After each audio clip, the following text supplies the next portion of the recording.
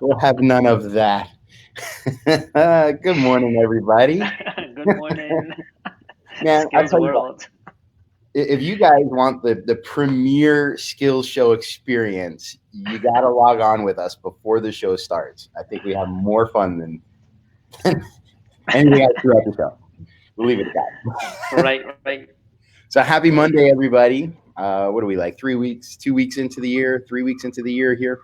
Yeah, I don't even know what today is. Today's like the 10th, 11th, 12th, it's the 13th. second full week of 13th. January. It's what? It's the second full week of January. Second full week. All right, there we go. I'll take your word for it because, once I quit the corporate job, I only need to know what day of the week it is. What am I teaching today? So we are learning how to be wise men. yes, the wisdom. It's funny because in class, I always tell the kids when they have to stop and think about something. Like kids get all awkward when they have to stop and think. I taught them look, you watch kung fu movies when you got to think of something, you go to the beard. So I have all these little 6 and 7-year-olds. Whenever they have to think, they're sitting there like a little old Asian man in a kung fu movie. TikTok moment. Yeah, John and I both we took the 12-year-old girl plunge, and we are now on TikTok. So make sure you follow both of us. And I turned it over to my daughter, so she's helping us with that. All right, Some of the stuff 16-year-old I'm girl. doing. Yeah, some of the stuff I'm doing, but some of the stuff she's doing. So. And that actually kind of works right into today's topic a little bit. I joined TikTok, and it took me about 6 months of watching it to decide that it was, I don't know, maybe it took me a little too long, that it was worth it. But now it's like I'm having a little fun with it. And, it's not all 12-year-old girls. There's actually a lot of great people on there, like that Atlanta Skillz place. I mean, I follow that. Is it a channel? I don't know what they call it. I don't know. I'll ask my daughter. We'll have to find out. Yeah, but there's a lot of great content on there. I know Gary Vee is huge on it. Julian is on it. I follow a couple different people also for my massage therapy stuff. I follow some of the Institute of Human Anatomy is my favorite channel right now. All about they dissect cadavers right on the TikTok thing. It's amazing. I also follow this one guy. This guy's whole thing is he comes on and he says, "Hey, I'm so happy you're here. I just want to let you know that I hope you're having a great day." And he does that 5 times every day. The dude is like a mechanic in a diesel truck shop or something, and that's all he does. And it's one of my favorite channels because it makes me feel good when he pops up there. So, perspective. So my perspective was off on TikTok, and I needed to get on there, and I hesitated, but I'll admit that mistake. So when we talk about perspective, if you really look at the root word, it means you get the spect part is to see or to view or to look. And then the per part means each or single or one. So the word perspective actually means the way that each of us looks or the thing that each of us views. And I was actually listening to a podcast by John C. Maxwell, one of my favorite podcasts. And he was talking about one of the biggest detriments to leaders is that they have such laser-like focus, which is great for getting the job done and staying on task and meeting those goals. But they get to a certain pinnacle where they actually lose their perspective and start to believe that their perspective is the only way. And the second they make that shift is when they start to come down the other side of the hill. And we've seen it in our own industry. John and I have both been with coaching clients, or as coaching clients with other companies where we've ridden them up, and then their way becomes the only way. Trash talking starts happening. Anything that you do that's different becomes an attack, and all of a sudden, they go down the other side. They do exactly what they teach not to do. Yeah, that's funny too. Did you say good morning, Sensei? Good morning, George. Katie's on there. Oh, Mr. Gavin, all the way from UK. What's going on? So, uh, let's start it with a pretty narrow perspective here. Our probably narrowest perspective is what happens on our training floor. It's the most specific, right? We Yes. already know what we're doing. We've been training for 20 years to do the things that we do. And I think one of the things that happens is because we have spent 20 years learning how to do what we do, we believe in our own perspective that it is the way, right? We see in all the other groups discussions, I don't bordering on argument sometime about style or even individual technique, or I've seen page long arguments about whether to punch vertical or punch horizontal, like people getting so vehement about it. I mean, they're both correct.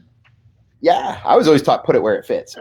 That's You want to throat punch somebody, that's got to be a horizontal. You want to, yeah. it, I mean, we can even punch upside down too, like an upset yeah, punch, or not necessarily an uppercut, but an upset punch. So it just depends. Like, yeah. So I mean, these guys are arguing about such minor things, when in perspective, there are much bigger ideas they could be discussing for their own improvement or for their students' improvement. One of the ways it was kind of explained to me, and this was talking about kind of nutrition and stuff. Like there's the big debate about, is a calorie, or does the quality of the calorie matter?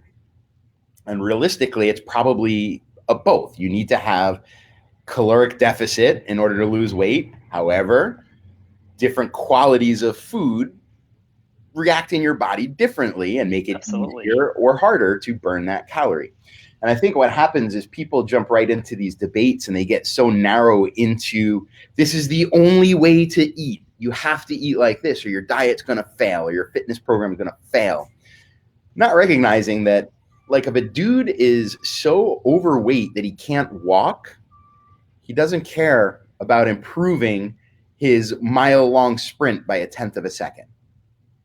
He's got to learn how to walk first. He's got to, change his mindset first. Later on, we could talk about refining things down.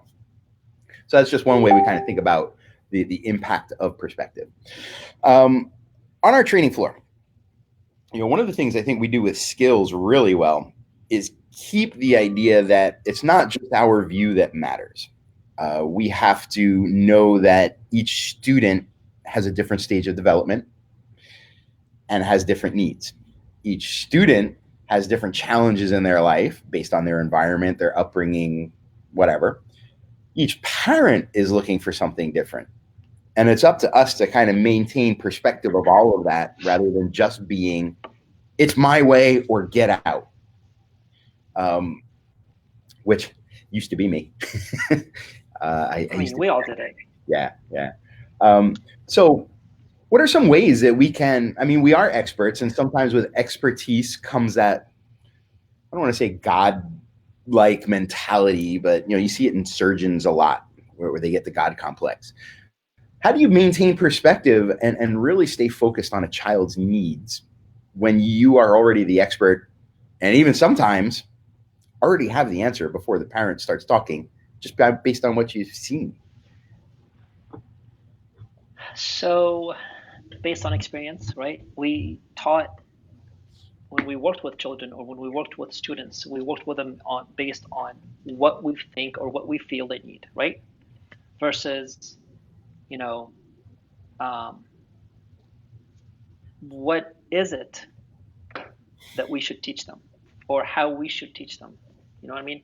So for me, my biggest thing that I've taken after um, being with Skillz for so long is if I'm working with a student and they're not able to grasp onto my information or whatever, I like to turn it around to find a way how they learn so I can teach it to them better.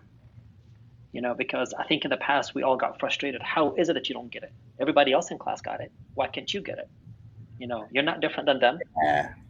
I keep So seeing that meme go around Facebook and some of the educational groups I'm in, and it's if you're having problems getting the lesson across, stop focusing on the lesson and start focusing on how kids actually learn. Absolutely. New York is going through this big thing with standardized testing and Common Core and everything. So Yeah. I see that go around a lot. So, you know, to me, that's my perspective. And I want to make sure that, I'm not just focusing on the technique. We all grew up learning the technique, and that's what's really important versus focusing on the skill to get to the technique. Yeah, I So, think it's almost we've gone 180 degrees. We used to teach the skill, or we used to teach the technique and just say, yeah, eventually the skill will come. yeah, And I think nowadays we're more teaching the skill using the technique to do so. We're teaching the skill and then saying the technique will come. yes, And I think that's a far more mature way to teach.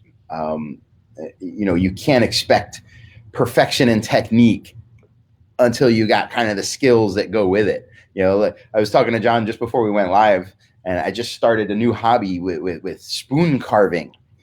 And if it was a matter of once you get the technique, the skill will come, I'd be a master already, because each little carve would be exactly what I wanted. And then I would be able to say, oh, I'm a skillful spoon carver. yeah, But really, I have to learn all these different skills about how to hold the knife, how to hold the piece of wood, how to choose a piece of wood, how to make sure I'm staying safe and not slicing my own fingers off, which, all right, so 3 out of 4 ain't bad. But but yeah, I think it's a really mature way to look at it, and say we have to teach that skill first, and then the technique will come. And yeah. realistically, it's probably what happens anyway. Just for so long in our career, we tried to force it. And Um, I use the same method with adults. Like, adults are no different than children.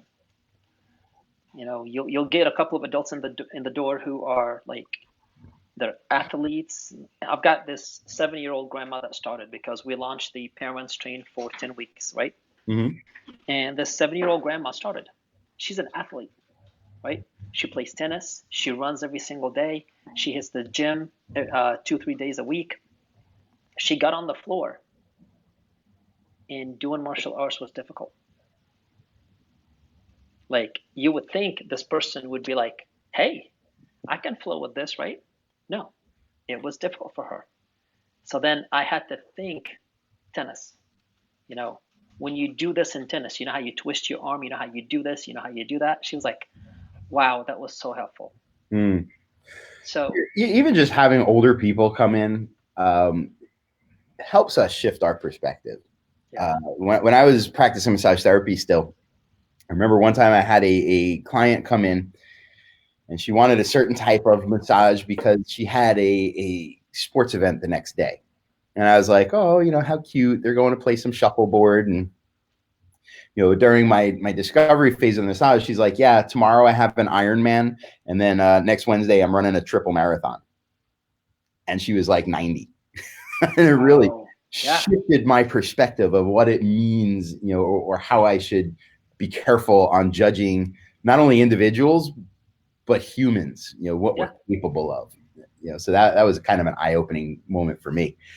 Um, I think part of the problem too is, and I had this problem when I was still working the corporate job, that when you're in your school, you are like captain of the ship, king or queen of your kingdom. You are top of your game. And then when you go to your corporate job, you are bottom of the totem pole, the gopher, the one that everything gets shifted onto, because as a martial artist, you're getting stuff done, and you take your responsibilities, seriously. And, that back and forth really came hard, but it also highlighted to me the fact that when I'm in my school, sometimes I went to extremes, being that king and deciding that I always knew best. And I think that's one of the things that Skillz kind of helped me with, opening my mind to the fact that there are other things out there, and some of the coaching things that we've gone through as clients. So I think John and I get to talk to a lot of instructors, both for coaching purposes and just about skills. And I think, and correct me if I'm wrong, we still see a lot of people who, in their own school are afraid. Well, I don't want to use the word necessarily afraid, but they're afraid of shifting to something new because it's not within their skill set already. Their perspective is so narrowed to what they have to, or what they think they Yeah. have to do. Yeah. Every Perfect day. example. We had about 5, 6 years ago, my teacher's teacher is older and he's not well. So he started revealing some secrets that there may have been some fraud in our lineage. To a Chinese martial arts school, that's like, oh my God, what do we do? There's fraud in our lineage and people made stuff up. And the difference was, I said, okay, I know who my teacher is and I know who his teacher is. Realistically, I don't know anybody before that anyway. The knowledge is strong. The system is strong. Everybody respects us. Who cares? One of my training brothers called me 5 minutes later and said, you can't tell anybody. Everybody will leave us. It all has to do with this. Because his perspective was so narrowed to that one thing defining him. So, like, look at a school that maybe we want to bring Skillz into. What are the challenges mindset challenges that some of them have? How do you coach somebody past that fear I of mean, something new? look at it this way. If the organization that you belong to really cares about you, it's going to be the exact same relationship as a parent to the child. And that's how I put it in perspective. Because how are you going to hurt your organization, right? By doing the Skillz method. You're not taking anything away. You're not training their system. You're just enhancing the program. And I mean, I've gone through it. We've gone through it with our studio. We were so afraid that, we're going to get kicked out. But then we came to the decision, oh, well, if that's what they want, then they will kick us out, right? Mm-hmm. But if I know there is a program out there that's going to enhance my students to make them better for my organization, why not? We have not had a complaint. If nothing else, our competition team did amazing, this last year, simply because we did a shift and we started using signature skills. Yeah, it's interesting. We do. I'm not in an association, but we do have strong family ties within the schools that share the same lineage. And we had kind of the same mental thing when we went with Skillz. Like, what are they going to say that I'm teaching something different than the ancestors? Yeah. And actually, like, my teacher saw what we do now, and he loves it. He's like, I wish I had this back in the day. Other of my peers that, or I don't want to put myself too high, but the people locally that I look up to, they now come looking for advice. And it's not that they want to change their system. I don't want them to, No. But they just want, how can I do it better? And I think that shows a lot of humility. Yeah, it's a perfect marriage. It's a perfect marriage. Let's take the idea, or let's take the concept of technique, right? And just start implementing skill, which is easier to your brain. Okay, you need to, chamber this way, you need to pivot this way, you need to throw the side kick that way, you need to do this, you need to do that. Okay, why don't we work on the skills that leads us to that, which makes it a whole lot better. But how many, like in the entire universe, how many parents divorced their children, right? Because they did something wrong? I'm pretty sure the percentage is low. It is. I mean, we do still see it. I mean, without getting into politics, sure, or whatever, there are certain segments of society that still have problems with alternate lifestyles or with certain decisions, or sure, looking back maybe to my grandparents or great grandparents. Oh, you're not following the family business. I mean, we still see that around, but I think it's recognized that might not be the healthiest option for kids in general, or just for relationships. So let's take it bigger.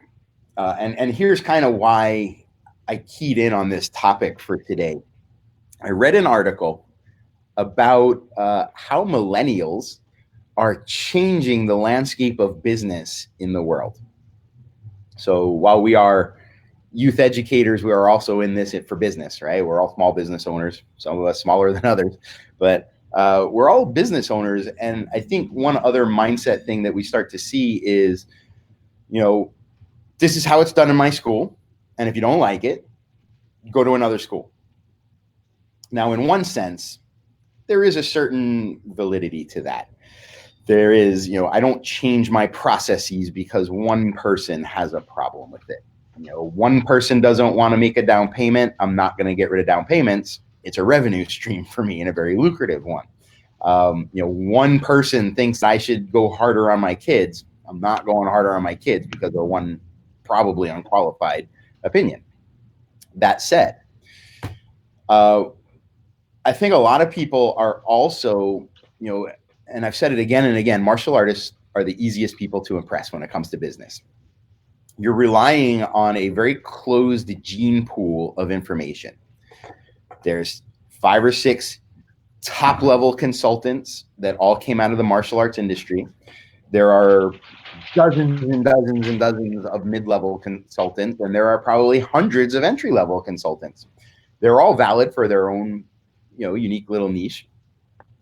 But I think what happens is we're sitting here discussing amongst ourselves how we can keep doing the same things that we're doing, but do them better. When in actuality, what we should be doing is recognizing that martial arts is a really tiny industry comparatively. And we need to look outside of martial arts. So for example, for marketing, I tend to look at Frank Kern. Now, there are people in the martial arts industry that I follow very closely, right? And I just had a marketing guy come in here and said there was nothing he could do for me. And he listed off every single thing that Chris Rodriguez taught me. So I do go within the martial arts industry. But I also follow Frank Kern because he's one of the top marketers in the country. So I have this article pulled up. And first of all, when we think about millennials, guys, millennials are not teenagers. Millennials now are between 20 and 40 years old. Right? So half of you guys watching are millennials. So don't complain about millennials if you're a millennial, because it's self-defeating.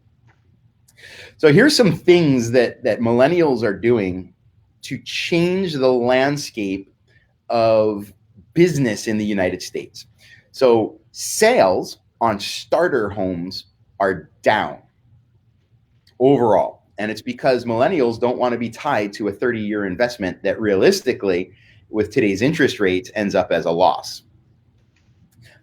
Games like golf are down. It's not a cheap hobby. It takes too much time, and it's not changing the world in any way. Cable TV is down. They want an on-demand experience. They are willing to pay more. I used to always say, cable TV should be a la carte. I don't want CNN and the sports channel and whatever else. I want the weather and sci-fi and whatever my things are. Yeah. And the response was always, well, if we do it a la carte, it's going to be more expensive, and that's not good for you. Fast forward 10 years, we've got a Hulu account, a YouTube account, a Netflix account, because I want the things that I want, and I'm willing to pay more for it. Yeah, exactly. Motorcycles. Now, this is an interesting one. Harley Davidson built its reputation on being like the stereotypical manly man motorcycle. And what happens is over the past 5 to 10 years, sales have tanked because millennials don't want motorcycles for pleasure riding. They don't even want cars. They don't even want to have a license.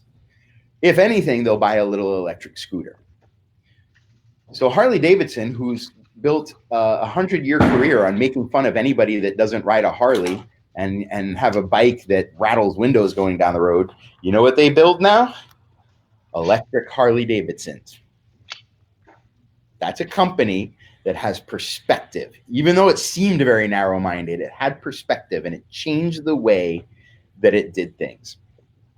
And this list goes on, but one of the ones that really caught my eye was gyms. Gym memberships are so far down that gyms are scrambling to figure out how to stay alive.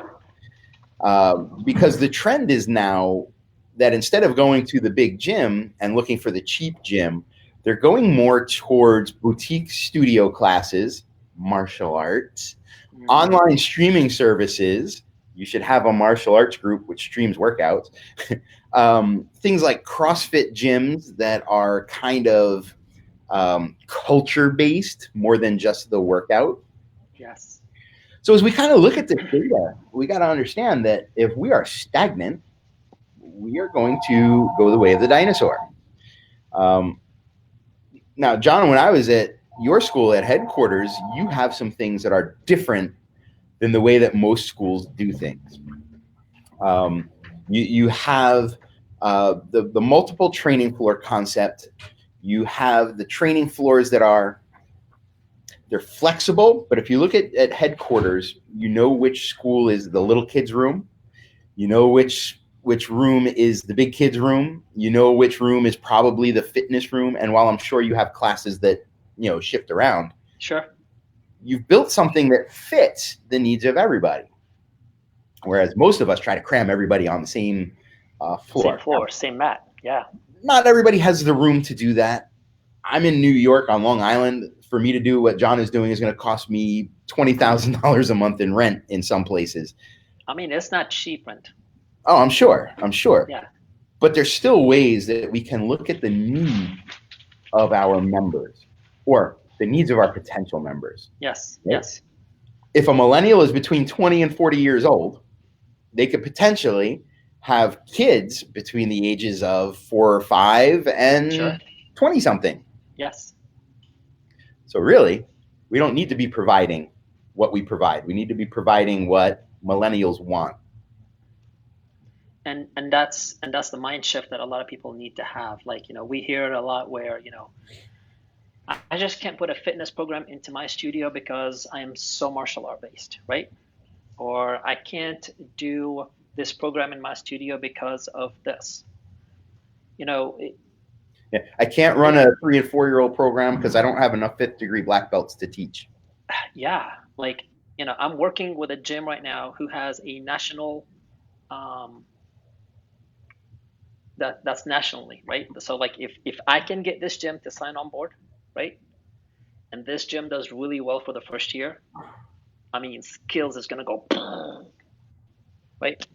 And the thing is, he's like, I just need to be very precise and I need to be very meticulous on how we present this to our headquarters. And I was like, okay, well, let's put a few things in perspective. What do you teach? How do you teach it? And what are you currently doing with the program that you have that makes it successful? Now, what we're going to do is take Skillz and put it in your location the exact same way. And it's going to be martial art based. And he was like, oh, like even him as the general manager, he was struggling on how to put it in perspective to his, but they love the Skillz and they love the concept behind Skillz. So, when we decided to do what we do, we went from a racquetball court to a 1,400 square foot facility to a double 1,400, so it was 2 bays, to a bigger location with multiple rooms, to the building that we're in today. Because we realized how many parents come in, sit down, and watch their kids take classes. Parents always complain they don't have time to do things. So doing it in a way, and we test drove it multiple times, and even until now, we launched the parents fitness program May of last year. We've already adjusted the time slots 3 times, and I think we're about to do it again. Because so wait a minute. So you're saying you put something in place and then made a shift to it? Of course, you have to. It's there's not one magic bullet answer then that's the no. And you got to keep in mind the magic bullet that works for me may not work for you. One of the questions I see a lot is how much you charge for summer camp, how much you charge for after school. The only one answer I can give that individual is do your homework, call around and see what is in your area. Don't ask me the question based on my area. You know what I charge? I charge as much as I can and get away with it. Yeah. So it's those little pivots, that makes the big difference, right? And then this is when we say this is putting things in perspective. It's not my perspective at the end of the day. It's also not that number. When you look at that number, everybody wants to know what's the best offer. Like, that's a very narrow perspective. You're looking for the one thing that's going to fix. Yeah. How much should I be spending on marketing? I don't know. How much do you want? I can help you calculate it. Yeah. But so that's the perspective. Even a week or so ago, we talked about birthday parties and how we're leveraging different aspects to kind of make more entry levels. It's very easy to say, well, why am I going to give away a $500 birthday package for free when I have to pay staff and I have to, have the location open and pay for electric and pay for heat? When your perspective there is so narrow on the one event, I'm just using that as the example. Sure. Your perspective is so narrow on that event and what that one event is costing when you're not looking at, like last time we spoke about that spider web of funnels. It's just one entry fee. How many members can you get off of that? That's a slightly bigger perspective. How well can you serve your community? Slightly bigger perspective. What's a better way to increase customer service? Slightly different perspective, not necessarily bigger or smaller. Yep. So you have to look at things in a wide range of ways. And I think one of the ways that you do this and make sure you're doing this is to make sure that you value input from others. Because as much as we all like to look at things and say we have great perspective on this, we're missing something. I'm missing something. John's missing something. Melody misses stuff. And it's not because of lack of knowledge or lack of ability. We all have blind spots. You focus on this one thing and you say, this thing's going to be great. And I'm focused on this thing. And I don't realize that, like, hey, I forgot to pay the heat bill. And now it's cold in here.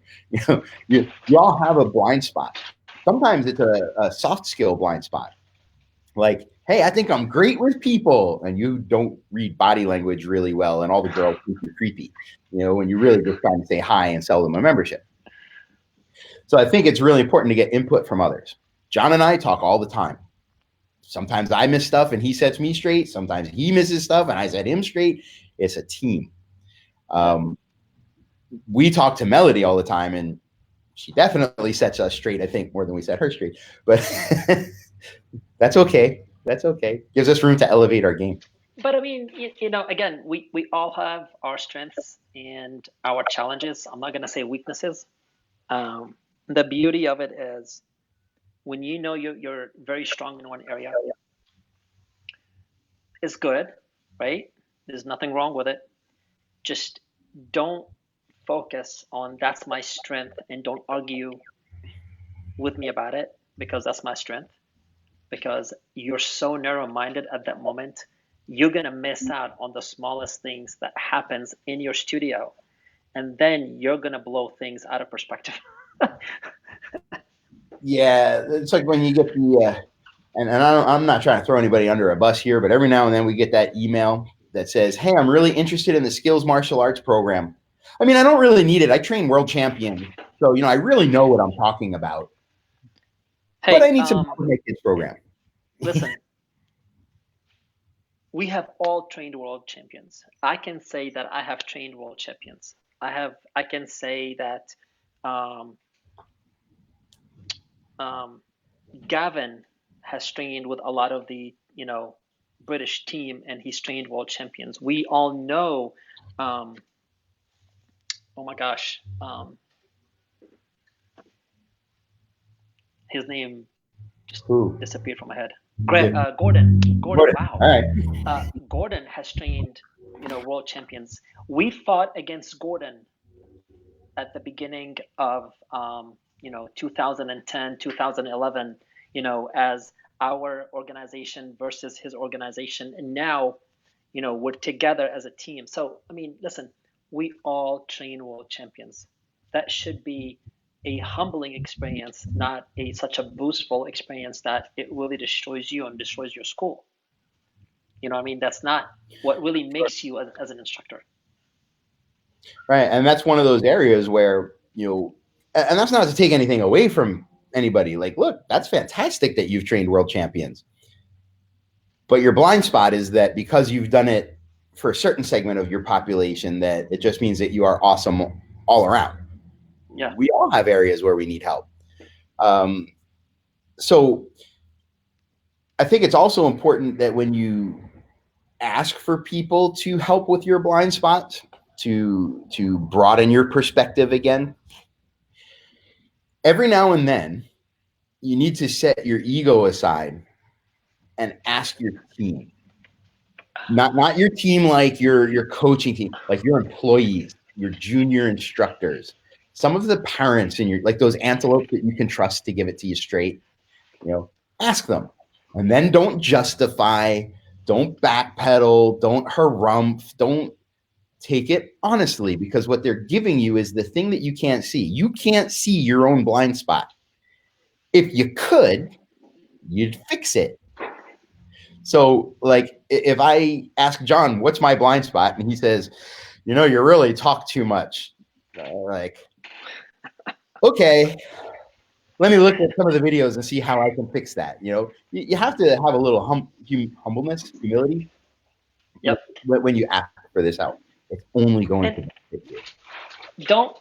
I need you to, we should put this like across as a banner. Do not be an asshole. Okay. All right. So, a lot of people will come and they ask us for advice, right? But you give them the advice and then they're not wanting to take it. And I'm not saying that they should take it, right? But they always find the negative in every advice versus the positive in the advice. Okay, they find how it's not going to work versus, okay, well, maybe if I do a small shift here, it's going to work. Again, everybody's biggest struggle when it comes to skills is the implementation of skills, right? Yeah. I currently have on my list, I've got 5 schools that's wanting to do skills coaching, right? But there's always a reason why they can't find the time to do skills coaching. Now, these 5 schools have been around since July. They're still in the exact same spot today as they were back in July. And you and I are constantly coaching people day in and day out. And their results has gone up by 40%, 50%, right? Yeah. Are they putting things in perspective? If you are struggling with spending that extra money to get the advice, or you ask people for advice and you're not utilizing their advice, I mean, shoot, if it worked for one, it's going to work for others. And if it worked for 10 schools. Perspective thing too. A lot of times people will come into a coaching thing, and look, coaching costs money. In fact, it's one of the least entrepreneurial things that John and I do, because it is a direct trade-off of time, our time for your money. It's not very entrepreneurial, but we do it because there are schools out there that need help. And we do it at the level we do it because not everybody is ready for the $1,500 a month buy-in that other level coaching programs have. If you are, great, go get the high-level coaching. But I'm not saying that we're not able to provide, but we decided mindfully to fill this niche. So, one of the things that people look at is, all right, I'm going to give you a couple $100. How long till I get my return on investment? Now, technically speaking, yeah, we could probably give you some things to make some money back. But strategically, here's perspective. Do you want your money back today? Or do you want 10 times the money back? Because we're going to start from the beginning and completely renovate your business, your mindset, your lifestyle. Yeah. Miss Page liked the asshole. Hey, Lee, by the way, be on the lookout. I got a message from a lady that was looking for martial arts in the Nashville area, and I sent them your info.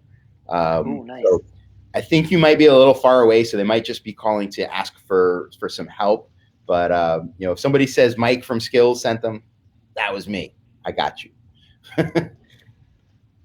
I mean, that's cross okay. country networking right there.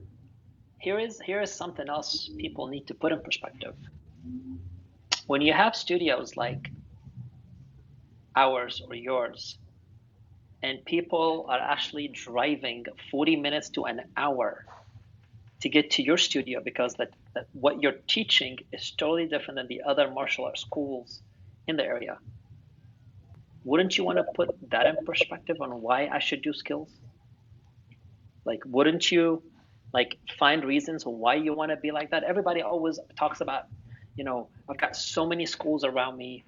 When we first opened the school here in Swanee, there was a couple of high-level black belts that told us like, you guys are stupid. You've got 10 schools within a 2-mile radius, right? Sure, why not? I've got no worries. I know what I teach. I know how I teach it, and I know that we're going to be different than everybody else. Okay. Of course, we've had our ups and downs in terms of the market and, sure. You know, martial arts studios around. Did too, though. Yep. We were the first martial arts studio in the area here that started the after school program. Guess what? Everybody does it now. Sure. No problem. We were the first to do 3- and 4-year-olds in the area, and now everybody does it.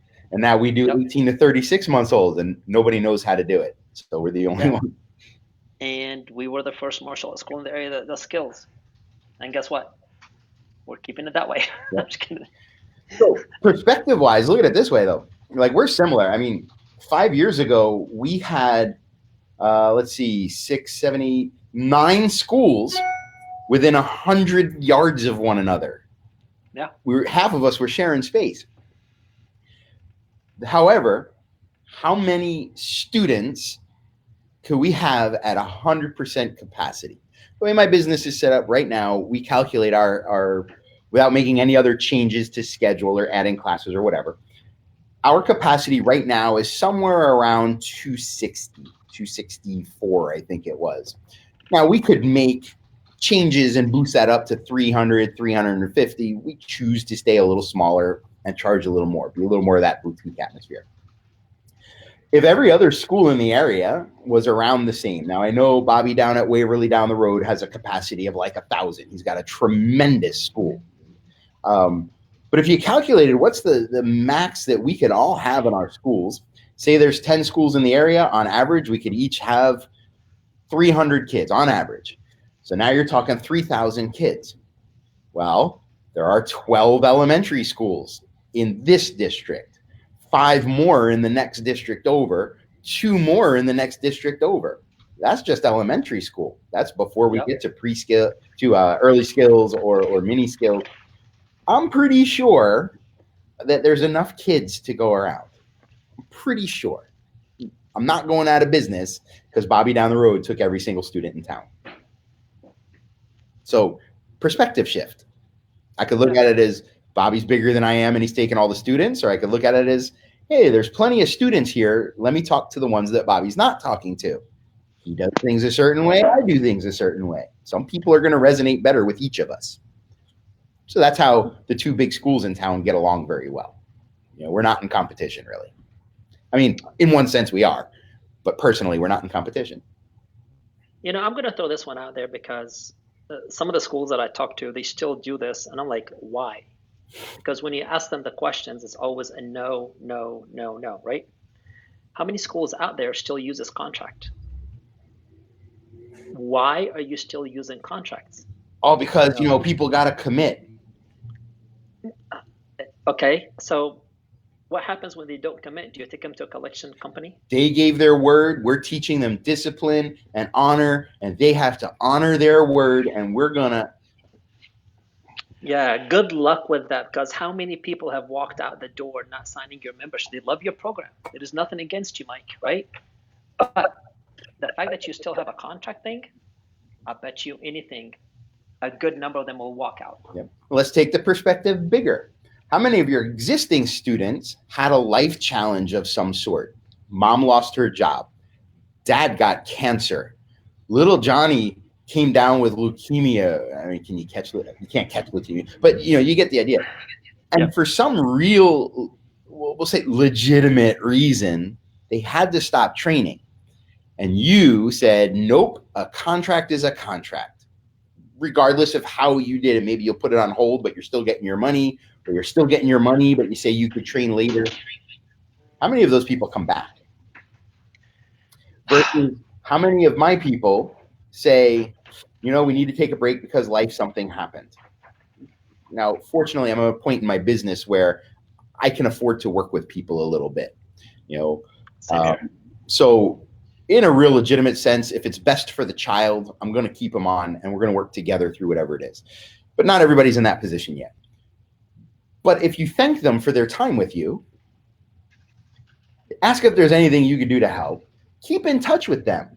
Still send that kid a message every now and then, not like an automated, like a real message every now. How many come back? Yep. So, funny you brought that up. November, I get an email from one of the parents because there was like bad stuff that was happening in their family. And I'm just going to leave it at that. Okay. Circumstances wasn't good and they're wanting to pull the kids out. And I was like, listen, hey, I know you're going through a lot. So what I'd like to do is I'd like to just scholarship their tuition for the next 2 months. And then you let me know around the beginning of the year. The only thing is you have to promise me is for them to continue to come. Don't take them out. Mm-hmm. Otherwise, I'm going to charge you. Okay. We get an email January the 2nd. Okay.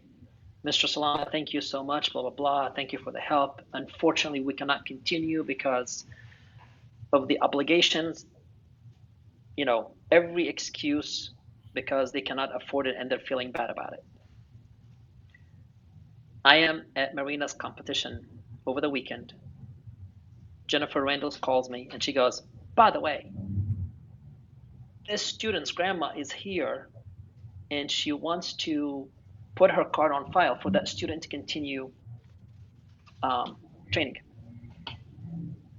Now, I could have easily said, well, if you can't pay, you got to go.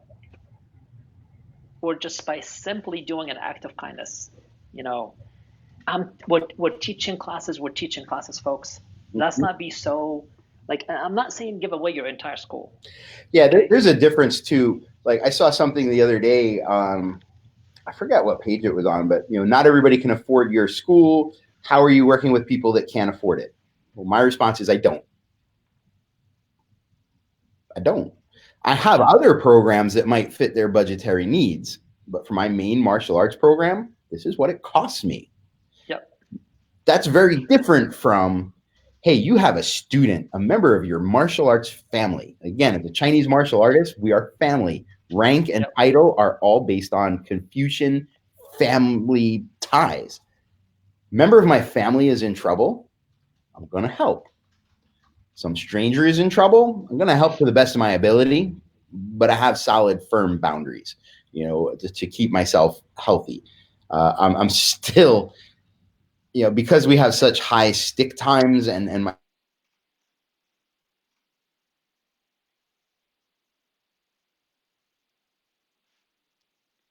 Mike, can you hear me?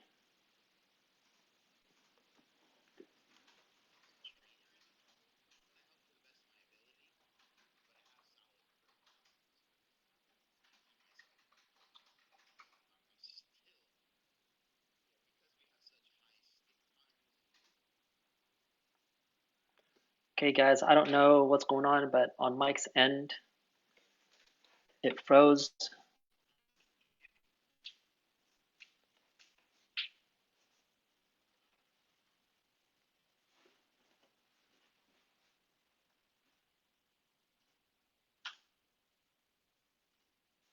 Okay, let's see what's going on.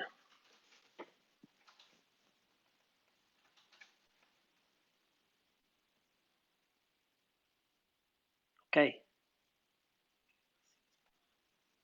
All right, maybe he's coming back on. His screen went away. I think he's resetting the system. There you are. Okay, there we are. Wow, that was weird. My whole computer just shut down.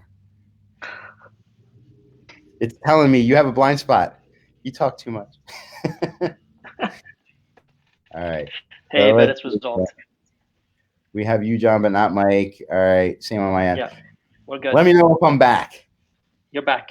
Do I I see exist? you Am I on having the an yeah. existential crisis here? Do I exist? Yeah, so All right. make sure that you guys are putting things in perspective in terms of what you can do, what you cannot do. Do you have a certain amount of money that you can scholarship every single month? Who would you scholarship this, who would you give the scholarship money to? You know, uh, again, be that individual that's going to be different than, you know, the other martial arts school down the street. Now, doesn't mean you agree with everybody around you. Okay. There was a certain individual in our family. I found it to be the perfect way for them to walk out the door. Right. Mike, you froze again. So if it's one of those things that you find it's not the right fit, then hey, just let them go.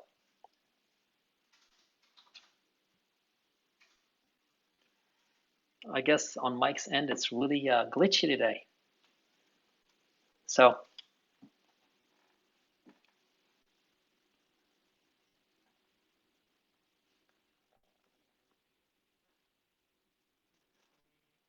keep okay, he'll be right back.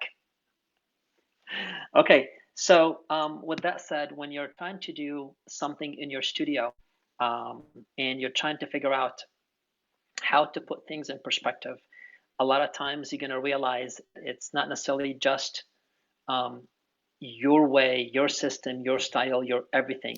Okay, it has to meet both you, the studio, but also your customers' needs. Okay, so when you're putting things in perspective, I'm not going to just say, well, these are our rules. You know, That drives me crazy when people say that. Say, I got yeah, my dojo rules posted. How dare you?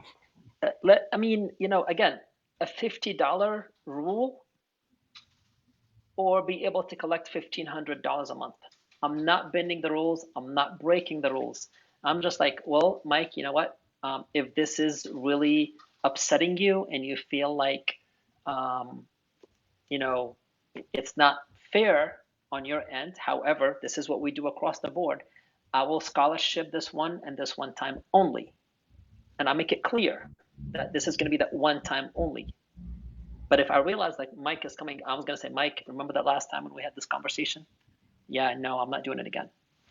So, Yeah. meet them at a point. Yeah, I think when you do stuff like that too, it's important to have those definitions. We've had some families that things happen and we're going to scholarship them for a while. We'll set a time on it. Not necessarily that we're going to cut them off, but all right, I understand something's going on in your family. To us, having the kids train is more important. For the next few months, don't worry about it. Keep the kids training. You do what you got to do. In 3 months, we'll chat and see where you are. And if they're still there, that's okay. And if they're better by then, that's okay too. And in fact, every time we've done that since we started putting like that time frame on it, usually people come to us about 2 weeks before we were going to come to them and say, "Hey, things are looking good now. Can I start paying again?" Yeah. They appreciate it. Yeah. All right. So perspective. I hope you guys kind of got the gist that, when you make these decisions, yeah, you need to be focused on your goals and you need to not let things distract you, but you need to look bigger. On the training floor, your perspective needs to include what that child needs or that adult, or that fitness client. What do they need? Not just what do you do? From a business perspective, understand that you shouldn't focus too much on the immediate result. Look long term. And you need to focus on what are the needs and viewpoints of your audience. Even if you are the most hardcore dungeon dojo ever, you're not going to get a lot of people by saying, your first class, I'm going to beat you bloody. You got to get people interested in it first. Once you get them in, you can teach them why it's nice to get beat bloody. You got to have a way to appeal to the mass audience, not just the 10 people that are looking for you. Appeal to the thousands that are out there, and then educate them. Yes. And be mindful that the audience changes. We're talking about millennials today, and we said that they are between 20 and 40, give or take, which means that the Gen Z people, I think that's what we're up to, Gen Z, are also now around 20, which means you're so busy complaining about millennials that the generation after millennials already has kids that could be in your programs, potentially. So Don't careful fall what you're behind. complaining about. Yeah, don't fall behind. When you fall behind, you get left behind, right? Yeah. So perspective-wise, we have just a couple minutes here. I also want to mention that looking at the perspective of buying a plane ticket and a discounted hotel room at one of the nicest resorts probably in the country versus the benefits of getting it. If you're coming to MegaCon, you need to get your tickets. Don't wait till the last minute. If you're not coming to MegaCon, you need to talk to one of us about why you're coming to MegaCon, because there is a lot that happens there that is eye-opening to new ways of doing things. The people that are presenting there are amazing, brilliant speakers who have not only just come up with ideas, put them to work with perspectives that come from outside of our industry. You don't want to inbreed ideas. You need fresh ideas coming from outside every now and then, and these people are bringing it very specifically for you. So we want to make sure that you guys are there. Don't overthink it. Don't overthink it. And I mean, just put yourself like little goals. So if it's getting that plane ticket or getting that hotel room or whatever, do the math. See how much it's going to cost you, and that should be your goal to getting in those 3 or 4 new members by the end of this month, right? A lot of times we overthink things so much that we really miss out on a lot of opportunities. So, you know, it was a nice one for me, and I remind myself this almost daily. Instead of thinking you can't afford it, you have to change the question to, how can I afford it? Instead of thinking I can't get there, change the question to, how can I get there? Yep. I'll bet you a certain amount of you are within driving distance. The first couple MegaCons, I went down there and I stayed in a little Airbnb.